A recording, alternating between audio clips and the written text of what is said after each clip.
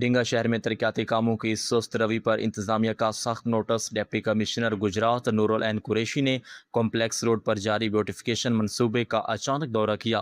اس موقع پر انہوں نے اسسٹنٹ کمشنر کھاریاں اور ایڈمنسٹریٹر میونسپل کمیٹی ڈنگا احمد شیر گوندل سے منصوبے کی صورتحال پر تفصیلی بریفنگ لی اور خود سڑک کا معائنہ کیا۔ ڈپٹی کمشنر نے گلزار شہید روڈ سے کینچی موڑ تک جاری کام کی سست رفتاری پر شدید مایوسی کا اظہار کیا۔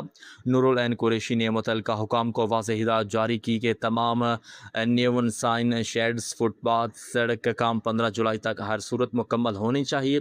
انہوں نے تنبیہ کی کہ اس کے بعد مزید تاخیر کسی صورت برداشت نہیں کی جائے گی۔